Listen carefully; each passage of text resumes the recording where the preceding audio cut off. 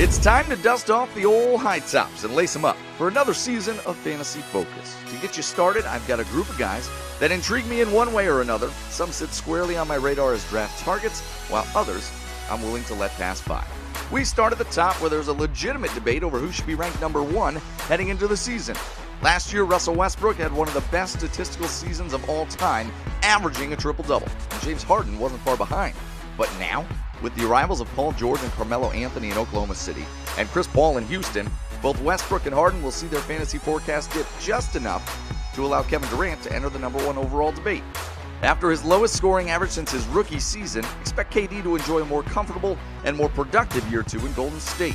If I'm forced to pick one, I give a slight edge to Westbrook, who may not score as much, but may also end up with more assists.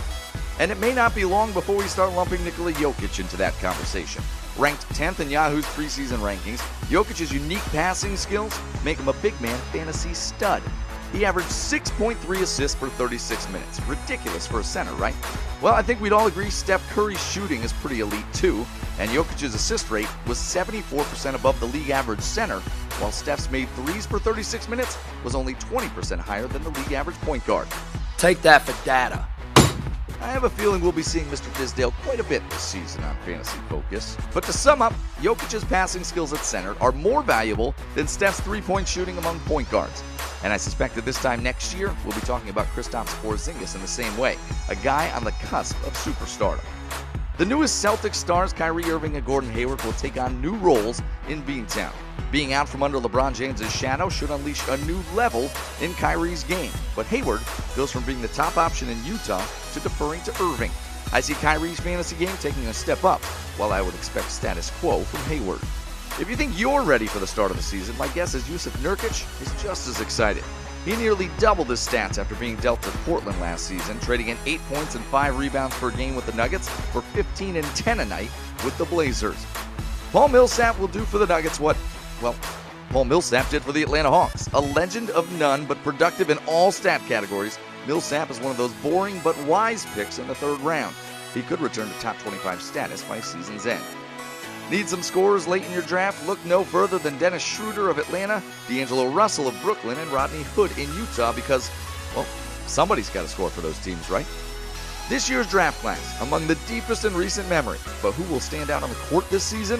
Both Lonzo Ball and Dennis Smith Jr. are being given the keys to the car from day one, while Jason Tatum will have to earn his minutes on a Boston team with championship aspirations. A sleeper? Atlanta's John Collins, the rookie from Wake Forest, averaged 15 and 9 in Vegas this summer. How about some shooters just scratching the surface of their potential? Buddy Hield shot just 37% from deep in New Orleans. After being traded to Sacramento, how about 43%? And as for Gary Harris, his numbers at 23 years old rank right up there with some guy named Klay Thompson's at the same age.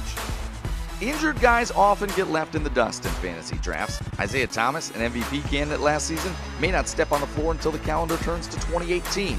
Jabari Parker, he may be out until around the All-Star break, but can bring you 20 points a night. And Zach LaVine averaged nearly 20 points a game last season as the third option in Minnesota. As one of the few options on a dreadful Bulls team, LaVine is poised to break out after he misses the first 4 to 6 weeks of the season. All are great picks in the back half of your draft.